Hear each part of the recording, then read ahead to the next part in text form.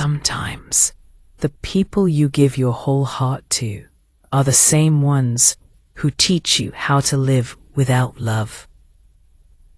That's what I told myself the day my son looked me in the eyes and said, "Mom, you're making things difficult for us. Maybe it's best if you find your own place."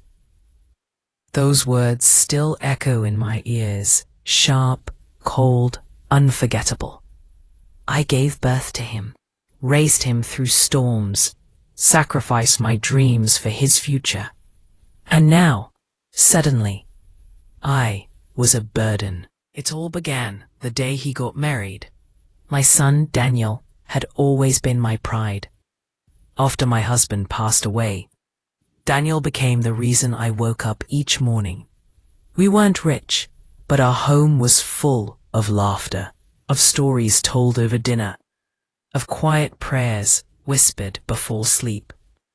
I thought that bond was unbreakable. When Daniel brought home his fiancée, Melissa, I was genuinely happy for him. She was young, beautiful, educated, everything a mother would want for her son. I opened my heart to her like she was my own daughter. I helped decorate their new home, cooked their first meal together, even gave her a necklace that once belonged to Daniel's grandmother. But something changed after the wedding. The house that once felt warm and familiar became quiet and tense. Melissa would avoid my eyes. She started whispering to Daniel whenever I entered the room. The laughter that used to fill our evenings slowly disappeared, replaced by silence and cold politeness. At first, I thought I was overthinking. Maybe she was just adjusting. Maybe she needed space. But soon, the little signs grew too big to ignore. One evening, I made dinner, Daniel's favorite stew, and called them to the table. Melissa didn't come. Daniel sat down reluctantly, avoiding my gaze. "She doesn't like homemade food, Mom," he said softly. "She prefers to order out." That night, I sat alone at the table, staring at the untouched bowl in front of me. The spoon trembled in my hand as I realized she didn't just dislike the food. She disliked me. Over the next few weeks, the distance grew. She started finding faults in everything I did. The way I folded the clothes, the way I spoke, even how I arranged the flowers. And Daniel, he stayed silent. I told myself, endure, be patient. Time will fix it. But time didn't heal anything. It only revealed what I was too blind to see. My son's love was no longer mine alone. The breaking point came on a rainy Sunday afternoon. I heard them arguing upstairs. Melissa's voice was sharp, angry. Daniel's was low, pleading. I didn't mean to listen, but when I heard my name, my heart froze. "She's always here, Daniel. This is our home now. I can't breathe with her around." "She's my mother, Melissa." "Then choose, Daniel, her or me." I didn't wait to hear his answer. I packed a small bag, put on my coat, and walked out into the rain. But Daniel followed me outside. His face was pale, his voice shaking. "Mom, wait!" I turned to him, trembling. "You don't have to say it. I know what she wants." He hesitated. His lips parted as if to speak. But then he lowered his eyes. That silence said everything. I smiled faintly through the tears. "It's okay, Daniel. You've already chosen." And I walked away. That night, I stayed in a small motel at the edge of town. For the first time in years, I was truly alone. No sound of footsteps in the hallway. No warm voice calling Mum. Only the rain tapping gently against the window. I thought the loneliness would kill me, but instead, it began to heal me. Because in that silence, I realized something I had forgotten long ago. I was still me. Not just someone's mother, someone's helper, someone's burden, but a woman who had survived life's worst storms. And maybe, just maybe, this was the beginning of my peace. I used to believe love could conquer anything, but I was wrong. Sometimes love blinds you to what's right in front of you. After that rainy night, I moved into a small apartment on the outskirts of town. 1 bedroom, an old wooden table, a tiny balcony, where I could watch the sunrise. It was quiet, too quiet. Every sound, a door creaking, a clock ticking, reminded me of what I'd lost. But this isn't where the story of pain began. It began long before that. When Melissa entered our lives, with her soft voice, perfect smile, and eyes that never truly met mine. The first time I met her, she called me Mrs. Harper. I laughed gently and said, "Please call me Mom." She smiled, but it wasn't the kind of smile that reached the eyes. It was the kind that hides something behind it. Still, I gave her every chance. When she joined the family, I made her favorite dishes, helped her decorate their room, even gave her the pearls I'd worn on my wedding day. She thanked me politely, but Daniel's hugs grew shorter after that. The warmth in our home began to fade. Melissa was clever. Not cruel in the obvious way, but careful, deliberate. She never raised her voice, never argued openly. Instead, she used silence, the kind of silence that isolates you. If I walked into the living room, she'd suddenly stop talking. If I offered to help in the kitchen, she'd say, "It's fine, I've got it." And every time she spoke to Daniel, it was always when I wasn't around. At first, Daniel tried to keep things balanced. "Mom, Melissa just needs time to adjust," he'd say. And I believed him, because I wanted to. But weeks turned into months, and I began to see the pattern. She wanted his attention, all of it. Every shared joke, every small tradition between us, she quietly erased. She changed the living room curtains I had sewn with my own hands. She replaced the family photos I'd hung, the ones from Daniel's childhood, with new ones where I was never included. Even the Sunday dinners, our sacred family ritual, stopped happening. "There's a new restaurant downtown, Mum," Daniel would say. "We'll be eating out tonight, period." I would nod, pretending not to mind, pretending not to notice that I was no longer part of their plans. Then came the moment that shattered me completely, period. One afternoon, while cleaning Daniel's old room, I found a letter in the trash. It wasn't meant for me. It was a draft, written by Melissa, torn in half, but still readable. It said, "Your mother is kind, but she doesn't understand boundaries. I feel like she's always between us. I love you, but this can't continue unless you set things straight. Period." I stood there holding that torn paper, my hands shaking. Boundaries? Had I not already given them everything? Was my love suffocating them? That night, I couldn't sleep. I sat on the porch, watching the moon rise, and whispered into the darkness. Where did I go wrong? But deep down, I knew the answer. I hadn't done anything wrong. I had simply loved too much, and in a world that values independence more than affection, that love became a flaw. Daniel began visiting me less and less.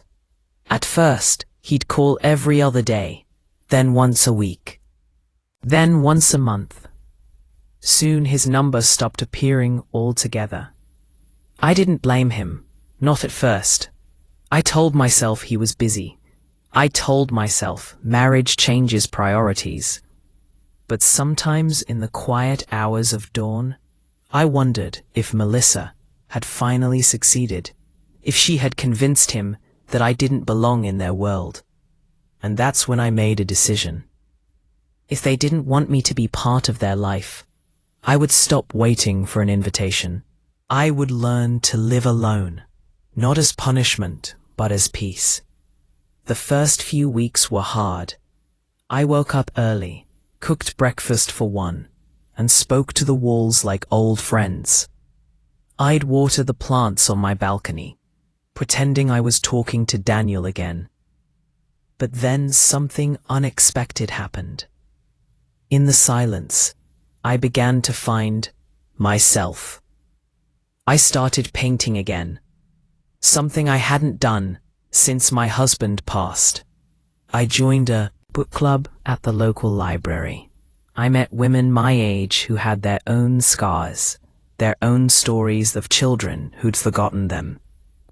We laughed together, cried together, and slowly, very slowly, I began to heal. One day as I was leaving the library, I saw Daniel across the street. He was holding shopping bags, walking beside Melissa. She looked radiant, carefree. For a moment, our eyes met. He smiled weakly and waved. I waved back. But this time, I didn't cry. Because I finally understood something powerful. Sometimes, letting go isn't about giving up. It's about choosing peace over pain. And though the world had turned its back on me, I had found a new kind of love, the love I'd forgotten to give myself.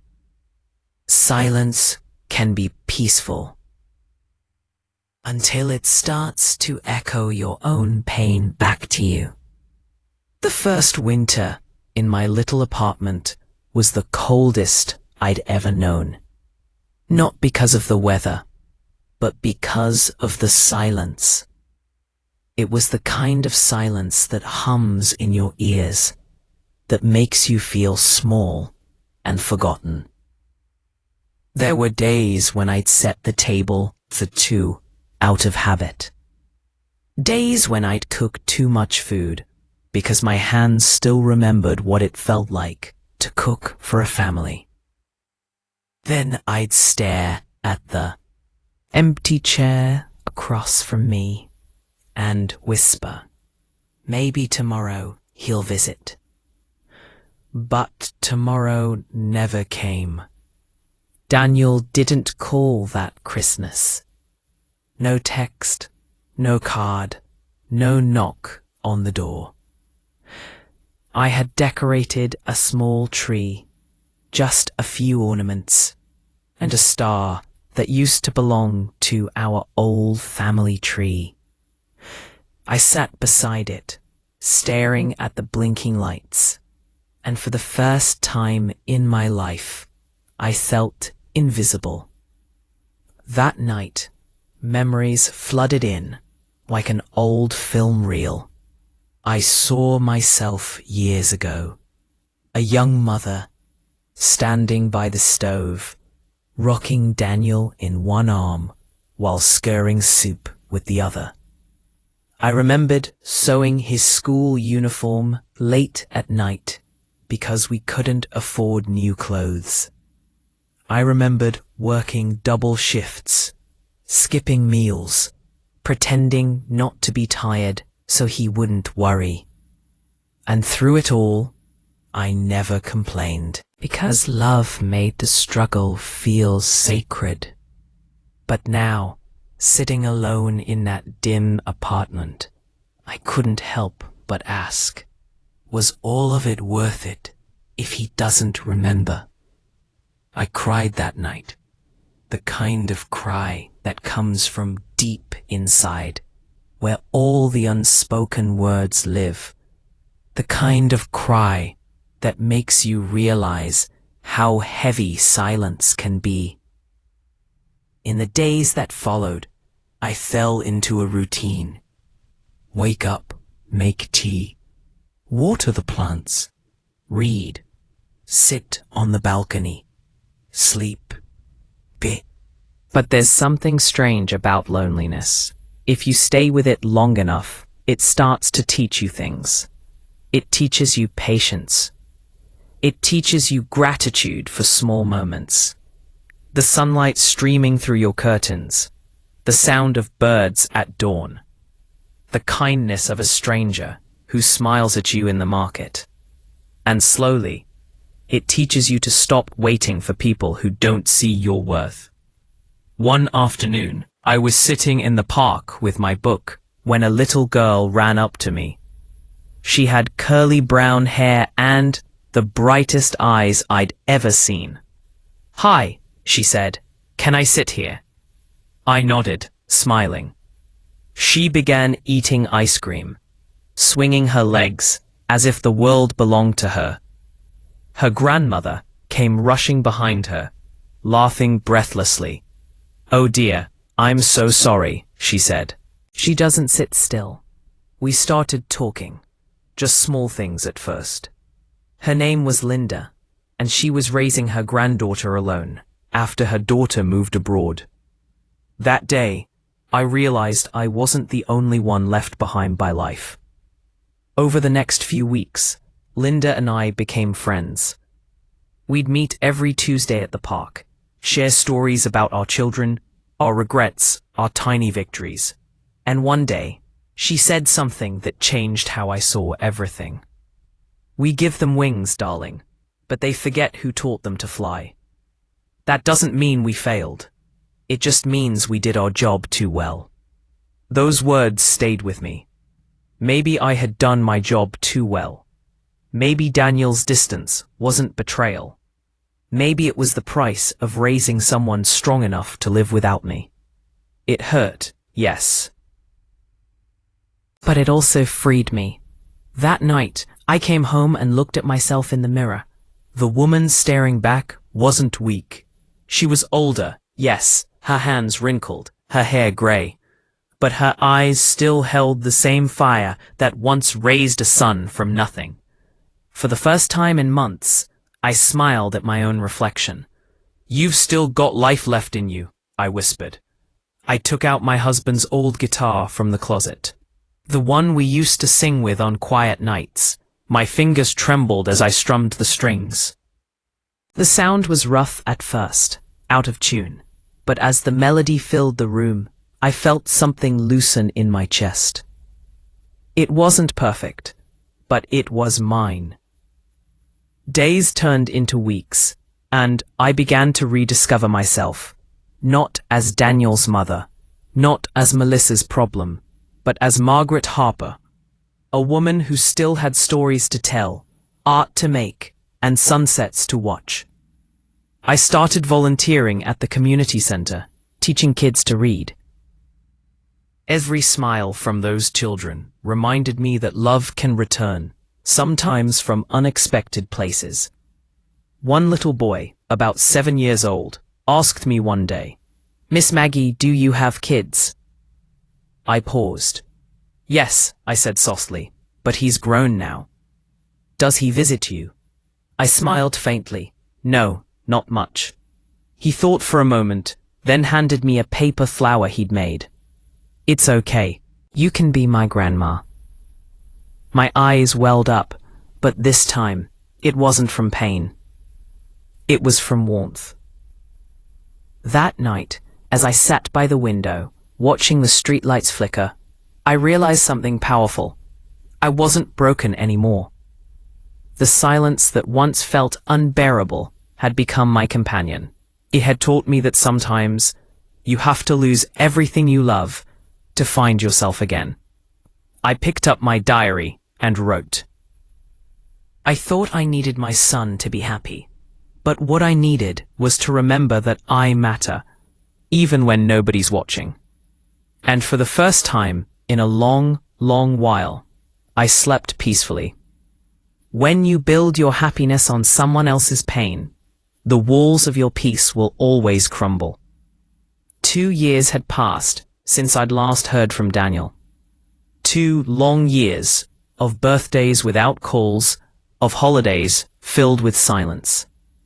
I had stopped hoping, stopped checking my phone.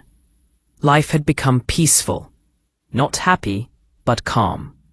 Then, one afternoon, as I was tending to my balcony plants, the doorbell rang. It startled me. I wasn't expecting anyone. When I opened the door, I froze. Daniel stood there, older, thinner, tired. His eyes looked like they hadn't known sleep in weeks. "Mum," he whispered. And just like that, all the walls I'd built around my heart began to shake. He looked nothing like the bright, confident man I remembered. He was holding a small suitcase, and behind him, there was no sign of Melissa. I stepped aside silently, letting him in.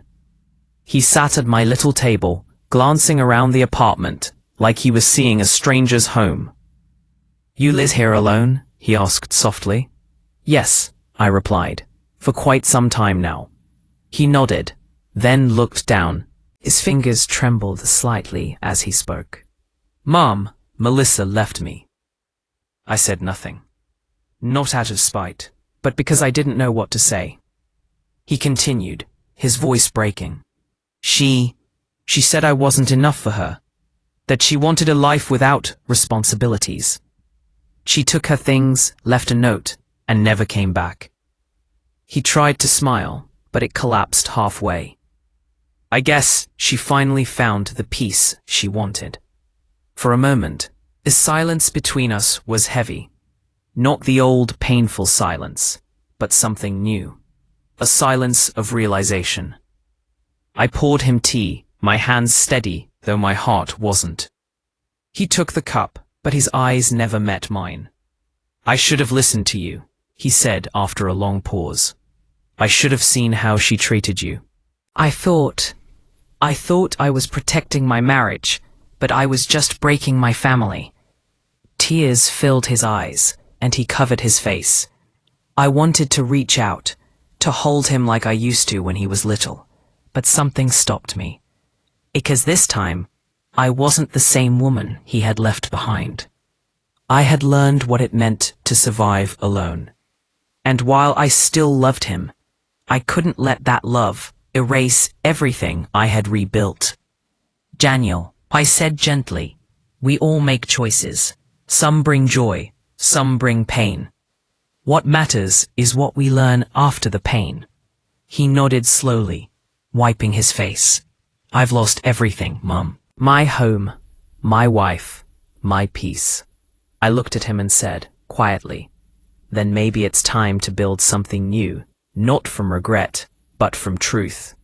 He looked at me then, really looked, and I saw my little boy in his eyes again. That fragile spark of humility, of love, of recognition. That night, I let him stay in the spare room, the one filled with my books and paintings.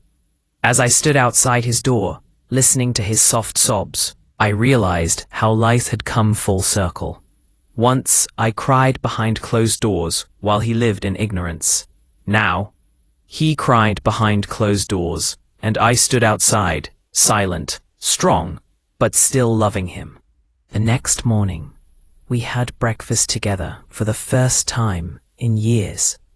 It felt strange, familiar, yet foreign. He complimented my cooking, like he used to when he was little. Then, after a long silence, he said, "Mum, how did you do it? How did you live all this time, alone?" I smiled softly, At first, I didn't live. I just survived. But eventually, I realized that being alone isn't the same as being lonely. When you make peace with yourself, you stop chasing people to fill your emptiness. He looked down, his voice trembling. I don't think I know how to do that. I reached out and touched his hand, gently, without blame. You will. You're my son. You have my strength. Days turned into weeks. Daniel stayed with me for a while, helping around the house, fixing things I'd long neglected. I watched him rediscover himself, not as a husband, not as someone trying to please others, but as a man learning to be human again.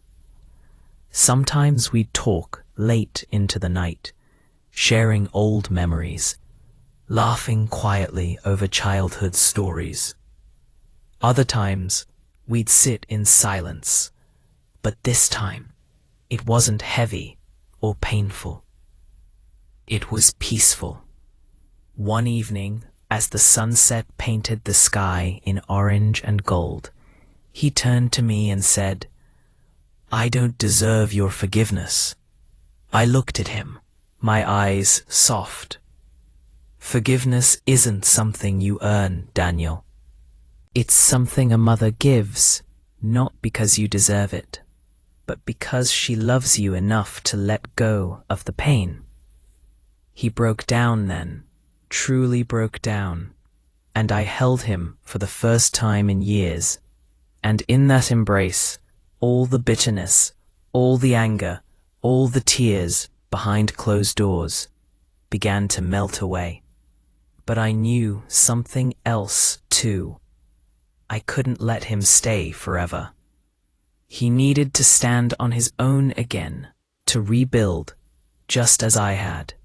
So one morning, over tea, I said, "Daniel, you can stay here as long as you need, but don't stay because you're lost.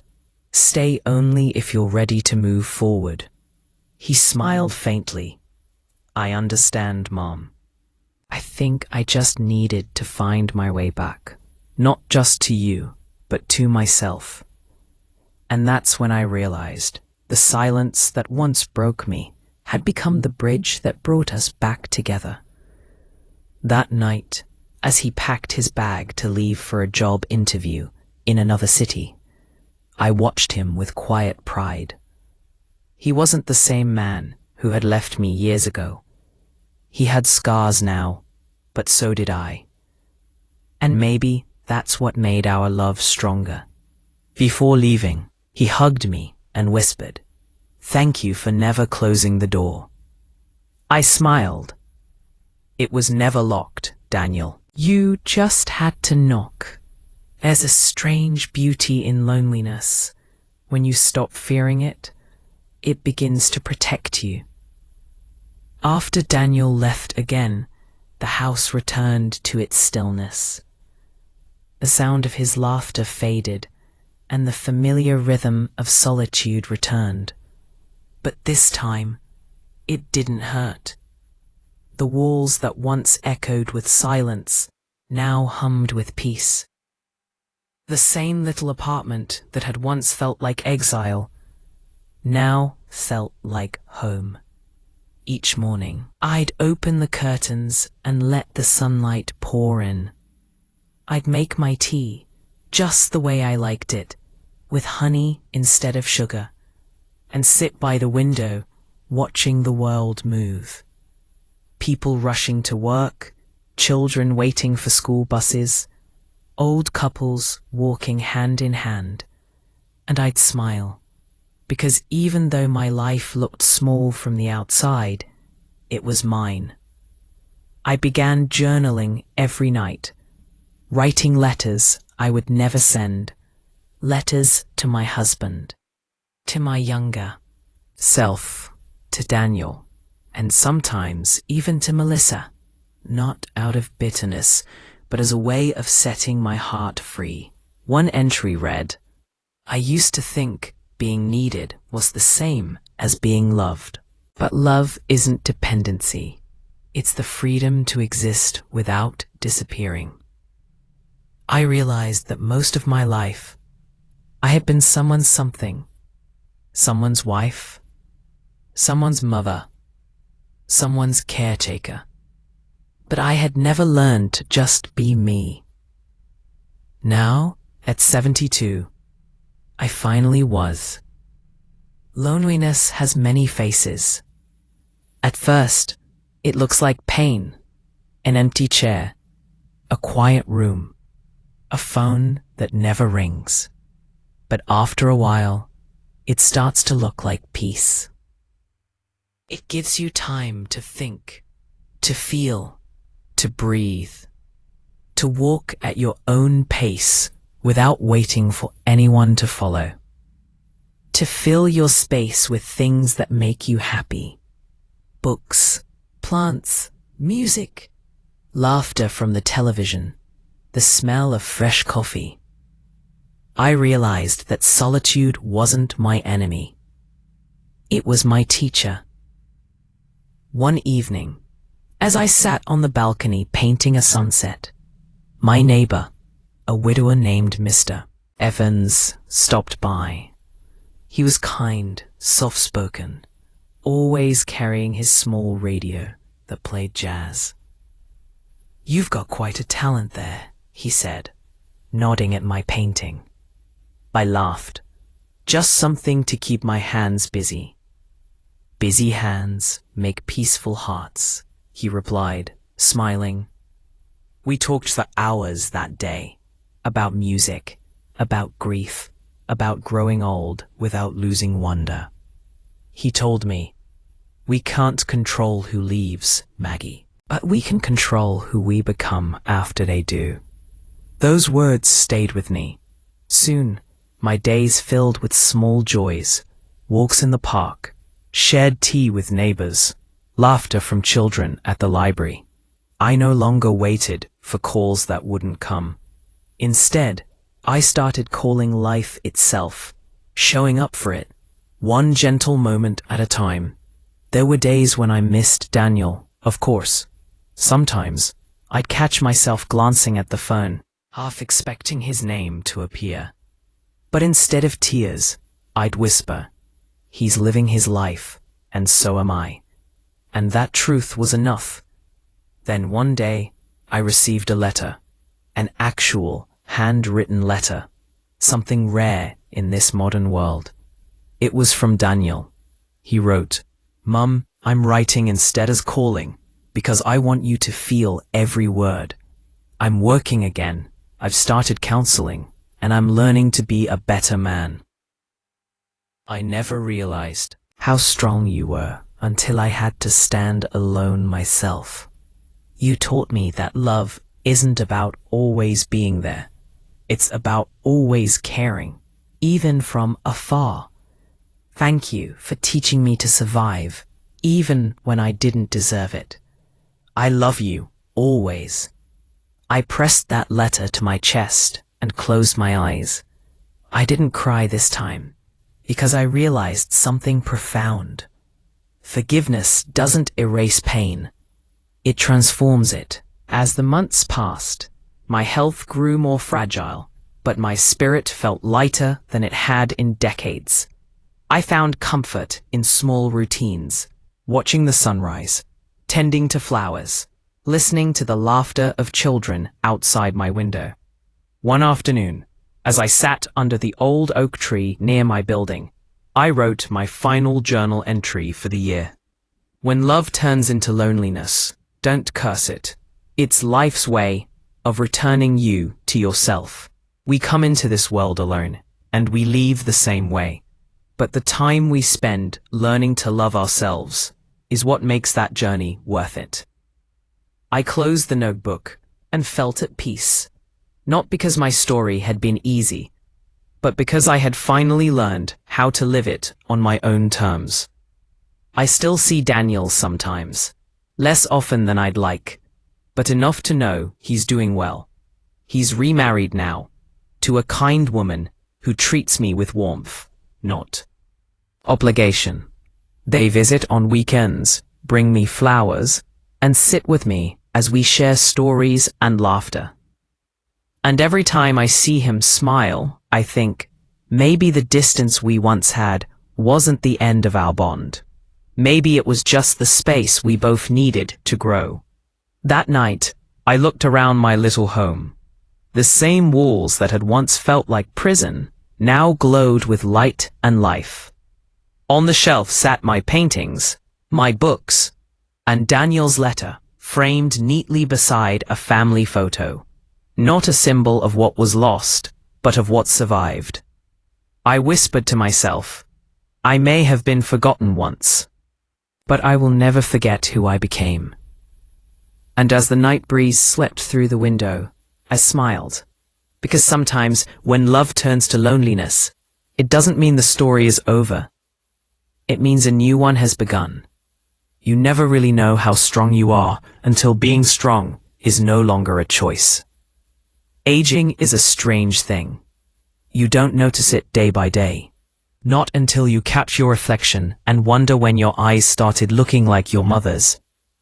Or when the stairs begin to feel a little taller and silence begins to sound like a familiar tune. But even as my body slowed down, my heart grew stronger.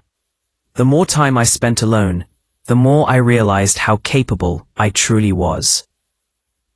People often think strength is loud, that it roars, commands, and demands attention. But I learned that real strength is quiet. It's in the way you get up each morning when no one is there to cheer for you. It's in the way you face a new day with grace, even when your heart still remembers the ones who left. After Daniel's letter, something inside me shifted again. Not backward, but forward. I felt lighter, freer. I started volunteering more at the community center, teaching elderly people how to read and write. Many of them came from hard lives, widows, veterans, people who'd been forgotten by their families, just like I once was. But when they sat in that little classroom, their eyes sparkled like children's. Miss Maggie, one of them said one day, "You're the strongest woman I've ever met." I smiled, shaking my head. No, dear. I just learned how to live after losing everything. But deep down, I knew they were right, not because I was unbreakable, but because I'd learned to rebuild myself every time I broke. One winter morning, I slipped on the icy steps outside my building. Pain shot through my leg, and I realized I couldn't stand. A young neighbor, Emily, found me and rushed me to the hospital. It was just a fracture, nothing too serious. But for the first time, I had to rely on others again. Lying in that hospital bed, staring at the white ceiling, I felt the old fear creeping back. The fear of helplessness. The fear of being forgotten. But then Emily came to visit, holding a thermos of soup. "Miss Maggie, you're like my grandma," she said softly. "You always help everyone else. Now it's our turn." Tears filled my eyes. It wasn't pity. It was love. And I realized something profound. Even when you choose to live alone, you're never truly alone when you've touched hearts along the way. After a few weeks, I returned home. My leg was weak, but my spirit felt stronger than ever. I began keeping a journal again, not of pain this time, but of gratitude. Today, the neighbor's cat sat by my window. The children in the park waved at me again. I'm still here, still breathing, still smiling. These tiny moments became my blessings. Word spread in the neighborhood about Miss Maggie, the storyteller. People started visiting, not out of sympathy, but because they found comfort in my words. Young mothers came to ask for advice. Widowers stopped by for tea.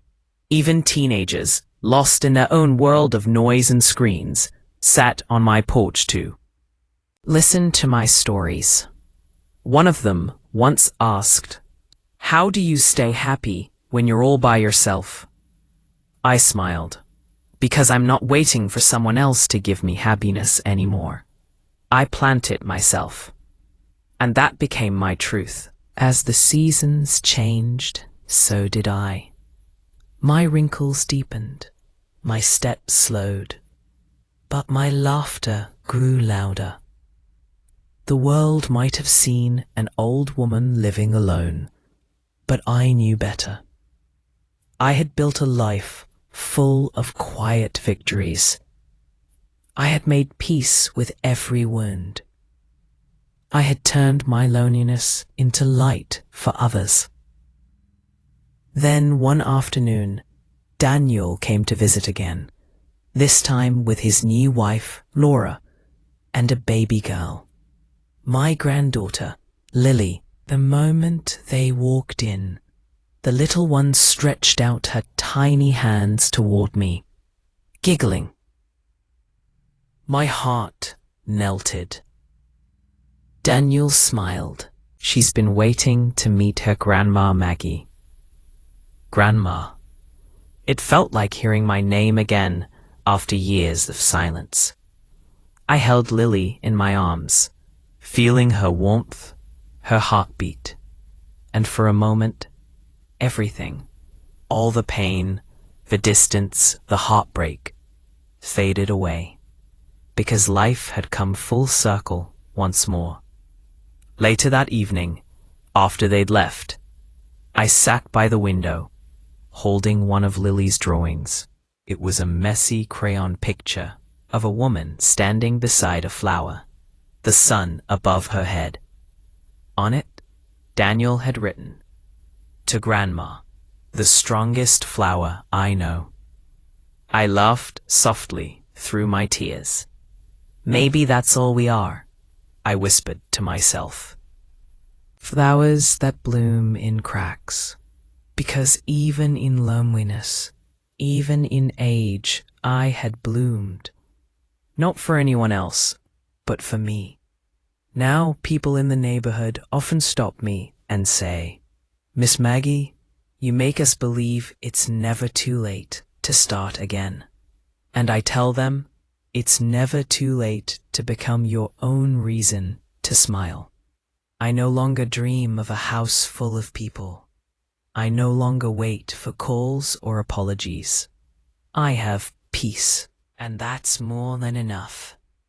When I go to bed each night, I whisper a little prayer of gratitude, not for what I've gained, but for what I've survived. Because survival, I've learned, is its own kind of grace. And as I close my eyes, I think of all the women like me, mothers, widows, grandmothers, who've been forgotten or pushed aside. And I hope they find the courage I did. The courage to live, to forgive, to stand tall in their own company. Because once you find the strength to stand alone, you are never truly alone again. Sometimes peace doesn't mean the storm is over. It means you've learned to stand still while the rain falls.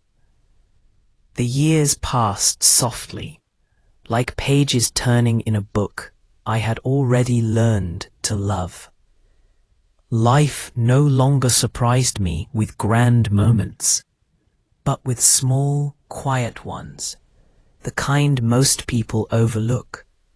The morning light spilling through lace curtains, the smell of rain after a long dry spell, the sound of my own laughter echoing in an empty kitchen.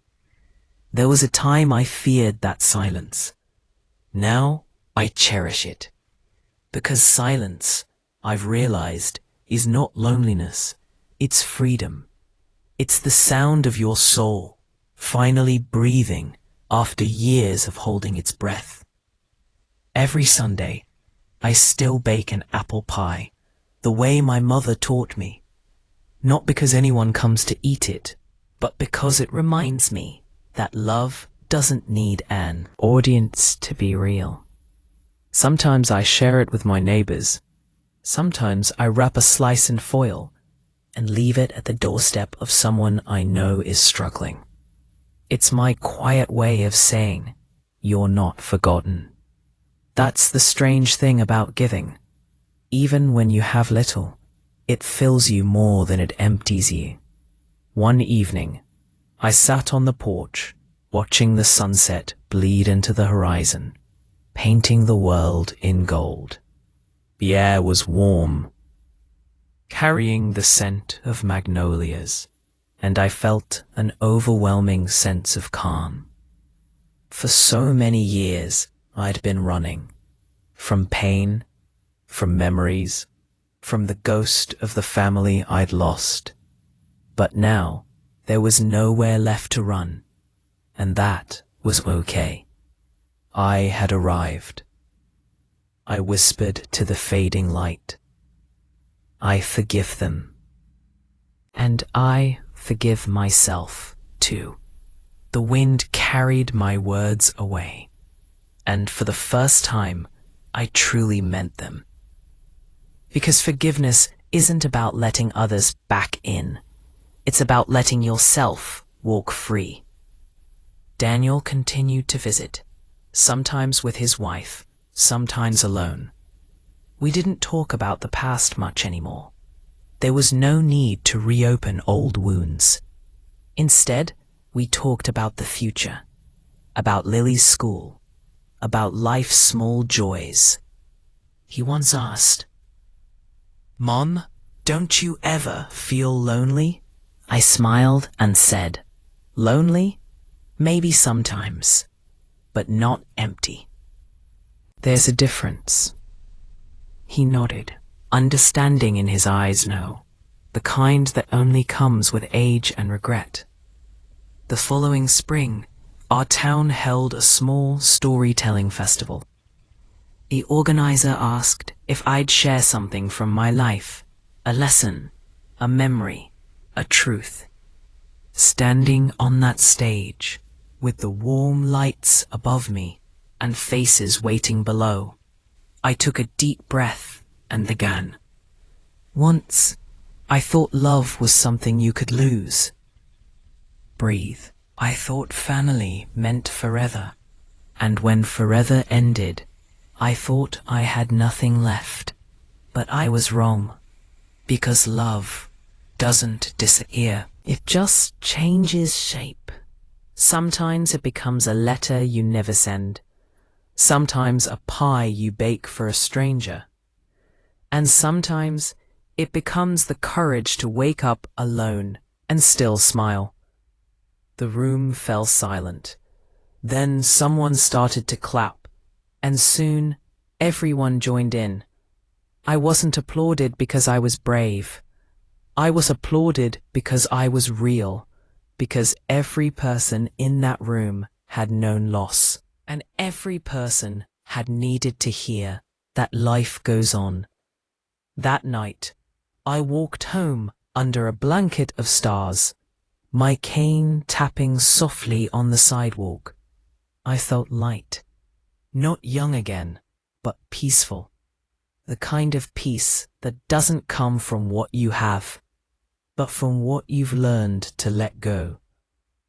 I thought of my younger self, the woman who cried into cold pillows, who begged the universe to bring her son back, who thought her worth ended when love did. If only she could see me now, smiling under a quiet sky, strong and content, whole even in solitude.